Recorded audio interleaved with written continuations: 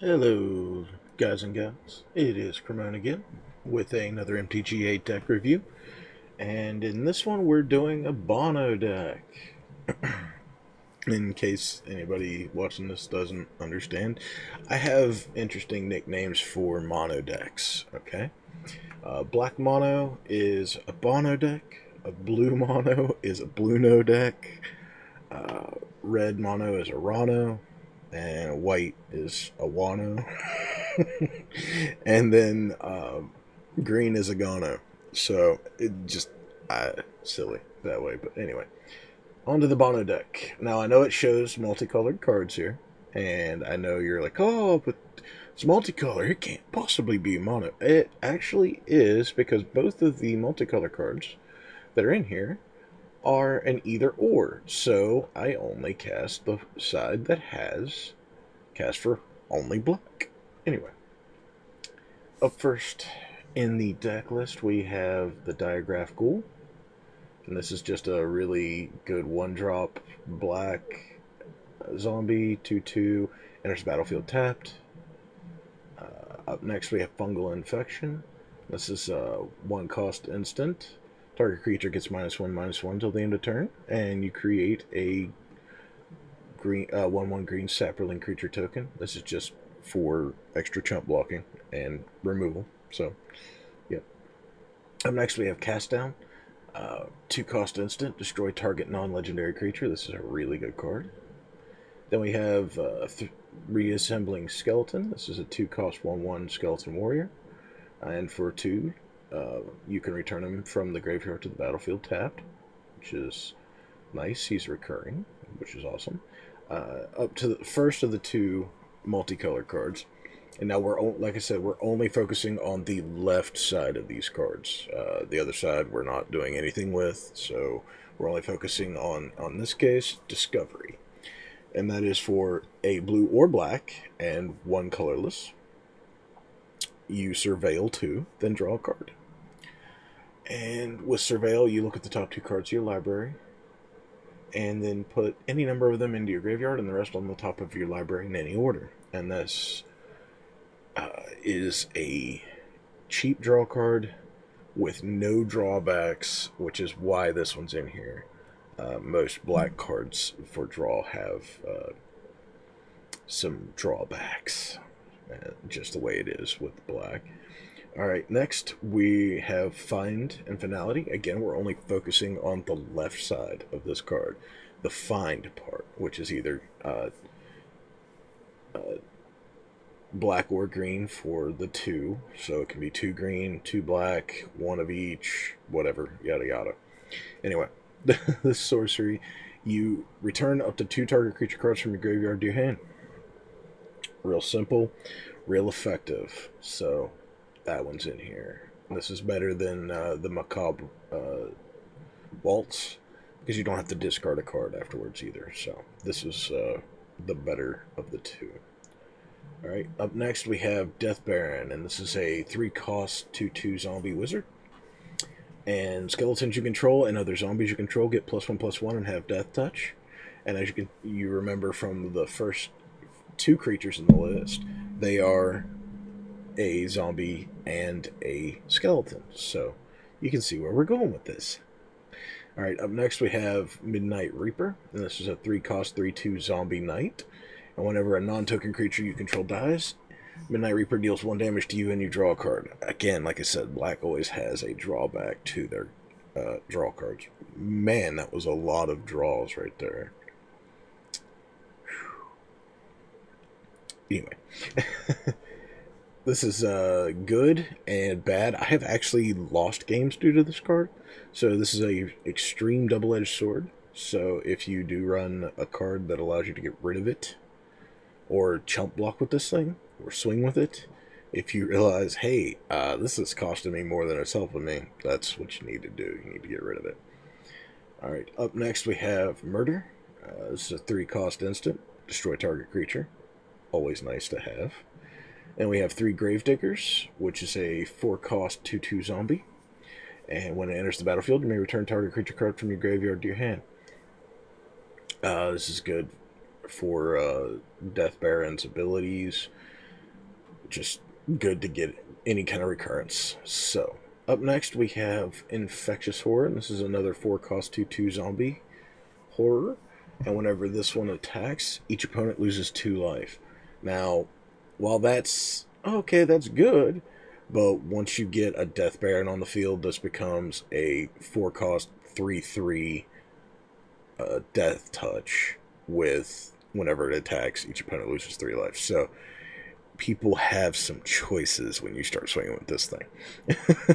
Do I take the 4 life, or, well, 5 actually, from the life loss from this attacking by itself, and then if it goes through with the Death Baron, it'd be a 5. Do I take all 5 of that, or do I sack a creature off? So it's fun to give people those kind of choices.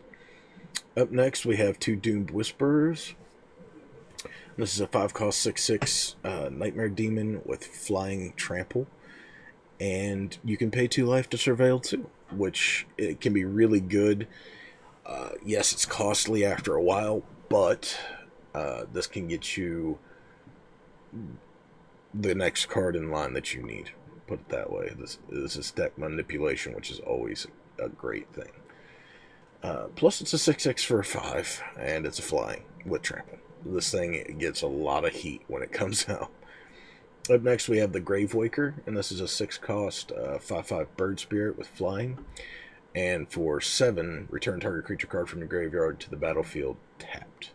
This is a late game recursion, which can save you a lot. Alright, and up next for lands, we have 21 Swamps and 1 Cabal Stronghold. And this one is you can tap for a colorless or pay 3 colorless and tap it to add 1 black for each basic swamp you control. This can be a great ramping card. Anytime you have 4 swamps in play and you use that ability, you're already up. You pay 3 to tap this, you get 4, and then you still have the extra swamp. So that goes to 5. Really good way to ramp up. Would love to run a second one. Just don't have it. Anyway. Alright, on to the sideboard. Nothing too special about the sideboard. We've got Doomed Dissenter, just in case I need more early game drops. And this is just a 2-cost 1/1 human, and when it dies, it creates a 2/2 black zombie creature token. Which, I mean, as you can tell with the rest of the theme of this deck, can be really good. Up next, we have 3 Vicious Offerings.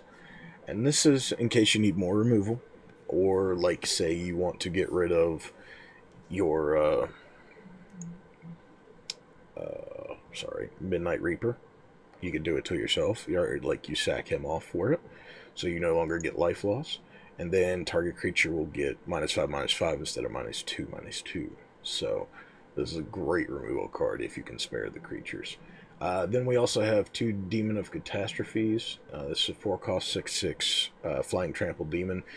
As an additional cost to cast the spell, you have to sacrifice a creature, though. So if I find that I need the power early, I will swap this card in and wreak some havoc, hopefully, during the time it's on the field. Up next, we have Vraska's Contempt, which is a 4-cost instant. You exile target creature or planeswalker, and you gain 2 life. This is easily a main board card, but I was trying to keep my mana curve a little lower, so I didn't main board this one. I sideboarded it.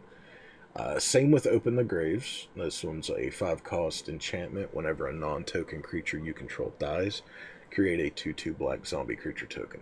This is very good for this deck. It's just a little costly. Trying to keep the mana curve pretty slight. And I just really couldn't find main board space for it at the time. If things go wrong, I'll swap around on the fly, you know. And then for our last spot, we have 1 Vraska Scheming Gorgon. Now, this one is a 6-cost, 5 loyalty planeswalker. For +2, creatures you control get +1/+0 till the end of turn, which can be very potent. For -3, destroy target creature. That can be really nice. And then -10 loyalty. Until the end of turn, creatures you control gain Death Touch, and whenever This creature deals damage to an opponent. That player loses the game. This is where, if you actually play this card, you get a lot of aggro. The two Vraskas that do this ability, in fact, I'll just let me just pull up.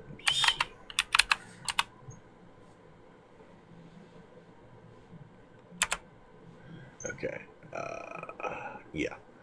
Vraska Golgari Queen is the other one that has this kind of ability, only this one gives you an emblem that gives that ability.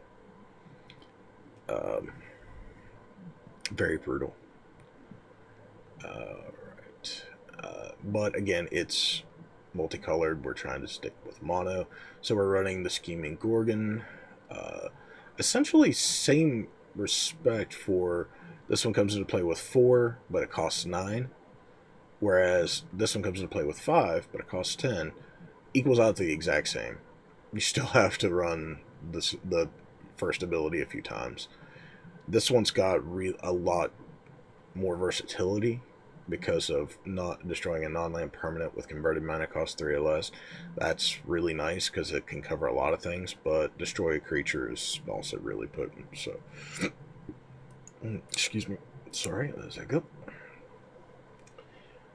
But yeah, that's the basis of the deck, and hopefully you guys enjoy this deck, because this one, while it has some rares, it doesn't have as many as some of the other ones that I've done. There's 3, 6, 9, 10, 11, 12. 12 rares main board, 2 mythics. So that's not the most expensive deck. And then 5, 8. 8 rares, 1 mythic in the side. So by far not the most expensive deck to build. But this one actually has a good mana curve. Lot of potential for just damage output, creature killing. Your Death Baron, it hits play. Basically, every creature but the Doom Whisperer and Gravewaker, I believe, in this deck will gain a benefit from the Death Baron. If you get 2, the Death Barons feed off of each other, and they also have Death Touch and an additional +1/+1. So, very fun. Easy to swarm with this one because of the mana curve. And then once you get to, it's like 3 and 4 cost, you start getting the more annoying creatures some of the more annoying creatures to deal with, like the Infectious Horror. That one, you don't want it to keep attacking unblocked because you're losing life just from it attacking, let alone it getting its damage through. So it's essentially almost a double striker, but not. Now, if you gave this one double strike somehow, that would just be sick and wrong, and that would be essentially triple strike if it stays at 2/2, which obviously it probably wouldn't, but oh wow. Sorry guys, it's getting later in the evening here today, so but yeah, this deck I really enjoy. The concept behind it. It's very simple, easy to use. Nothing complicated about this deck build. It's straightforward. Creature control, just smacking people around. A lot of fun. But anyway, guys, I hope you got some good ideas from this deck. Hope you enjoyed the video. And if you did, please remember to leave me a like. And if you're new, feel free to subscribe to see some new content that I'm uploading constantly. And to everyone, I will see you in the next video. Thank you for hanging out, guys. Later.